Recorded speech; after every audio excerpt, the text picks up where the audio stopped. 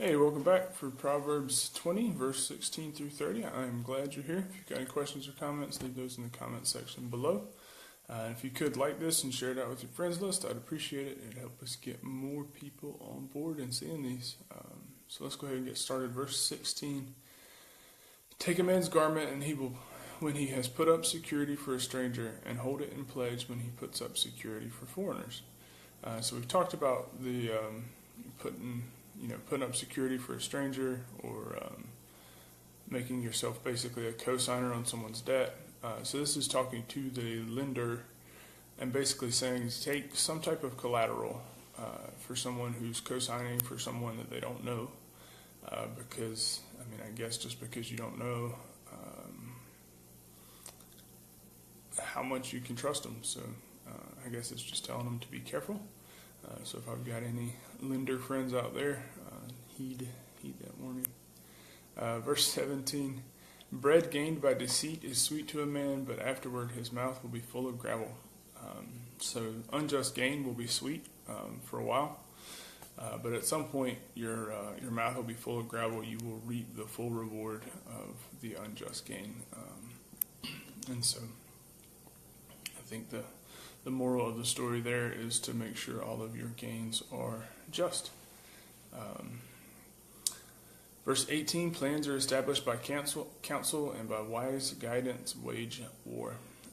So we've talked about the abundance of counsel being a very beneficial thing to your path forward. And this is kind of reiterating that. Good plans are established by counsel.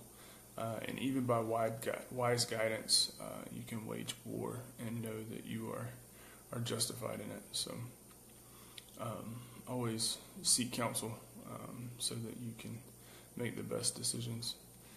Verse 19, whoever goes about slandering reveals secrets, therefore do not associate with a simple babbler. So if you've got a friend that tends to tell you things that they're probably not supposed to, chances are they're telling your secrets to other people. That's just how people like that are. If they'll tell secrets, they will tell secrets. So be careful who you associate with. Verse 20, if one curses his father or mother, his lamp will be put out in utter darkness. So I saw a couple of different takes on the second part of this verse. I think the first part is very clear. But the second part of this verse, I've seen it basically contrasted with the commandment, honor them by father and mother, and your days will be long. So this is saying that this is kind of the opposite of that, in that your lamp will be put out into utter darkness, aka you will be extinguished early. You will not live a longer prosperous life.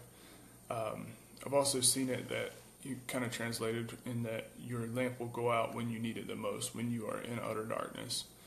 You won't be able to get the guidance you need. I can see both of those being applicable. So we know that we are to honor our parents, no matter how difficult it gets or how easy it is. Either way, we're called to honor our parents. Verse 21, an inheritance gained hastily in the beginning will not be blessed in the end. So we all know of or at least have heard stories of people that got this huge inheritance and that it ended up not being a blessing to them. I guess just be careful if you're planning to leave an inheritance, that you do it carefully, and that you are wise about distributing that, or if you receive an inheritance, to be wise about what you do with it, and be sure not to get too tied up into it at the beginning of it. Verse 22, do not say, I will repay evil. Wait for the Lord and he will deliver you. So we know that we don't have to fight our own battles. We don't have to repay evil for evil. That the Lord will justify and vindicate and deliver us in the end. Verse 23, unequal weights are an abomination to the Lord, and false scales are not good. Again, we're talking about dishonest business dealings and how much the Lord hates those. So make sure that you are always fair and equal in whatever your business may be, and whatever your daily life looks like. Verse 21 or verse 24, a man's steps are from the Lord. How then can he understand his way? So basically, the Lord directs our paths, the Lord directs our steps, and so how are we supposed to understand what we're doing and where we're going? If we're truly following the Lord and wherever He tells us to go, it's not always going to make sense. It's not always going to be clear as to why we're making the steps that we're making. But we have to trust the Lord to continue directing our paths as He has thus far. Verse 25, it is a snare to rashly say it is holy and to reflect only after making vows. So I had to look this one up and try to figure out what exactly it was talking about. But it sounds to me from the commentaries and stuff I read that basically well, first of all, don't rush your relationship with God. So don't just go through the motions really quickly of your, whatever your, I don't want to call them religious practices, but whatever your kind of daily or weekly walk with Christ looks like. We're not to rush those things and push them. Just kind of try to cursorily do those. And the reason I say that is because it would, part of the religious practice in this day was making something holy or some type of bread. And again, I'm not completely clear. So instead of going through the full process, the temptation was to say, oh yeah, it's holy, and move on, instead of going through the full process. And the process was there for a reason. And then the second part is reflect only after making vows. So again, rushing this relationship with Christ and making promises, and then later going, oh, that's not what I meant, or I can't commit to that, or whatever. There are several places in the Bible where it says, make your yes a yes and your no a no, and don't commit to things that you're not going to follow through on. And so this is another place that it says that, not to make vows without thinking through them and reflecting on them first. And then whatever vow you do make to God, make sure you keep it, and you're not making yourself a liar. Verse 26, a wise king winnows the wicked and drives the will over them. So we talked about yesterday how the wise king winnows the wicked with his eyes.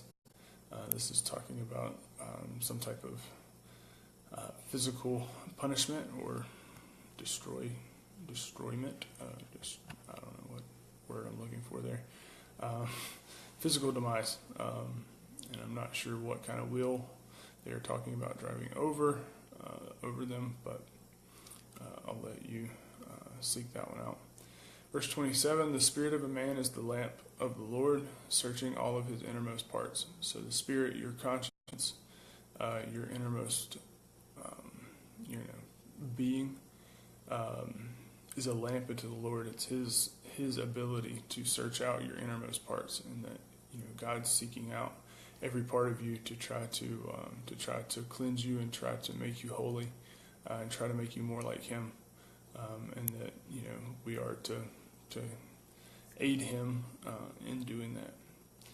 Verse 28, steadfast love and faithfulness preserve the king, and by steadfast love his throne is upheld. So steadfast love and faithfulness preserve the king, and so the king is preserved by people being faithful and loving him. And I think this is true of anyone in authority, that we are to be loving and faithful, even if we don't necessarily agree with their stance. And only by that steadfast love is their throne upheld.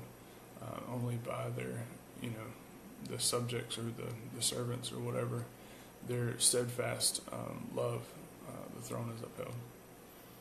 Verse 29, the glory of young men is their strength, but the splendor of old men is their gray hair. So the glory, or what young men kind of brag about and talk about, is their strength and their ability to do things, their ability to work, their ability to do whatever. But the splendor of old men is their gray hair. And so it's not necessarily the hair itself, although I'm starting to see the splendor in that. but it's the wisdom and kind of knowledge that comes with age that was associated with the gray hair in this time. And so, old men, their splendor is their knowledge and wisdom and ability to help others. Verse 30, blows that wound cleanse away evil, and strokes make clean the innermost parts. So this is, kind of a graphic way of saying that, sometimes cleansing away the evil in our lives looks like injury and looks like damage. But that, sometimes God uses these rough times in our lives to clean out the evil and make clean the innermost parts. And we've talked about how He only punishes those who He loves. So sometimes we have to go through rough times in order to come out the other side a better version of ourselves. So that's it for chapter 20. We will pick up with chapter 21 on Monday. I appreciate you being here, and have a good one.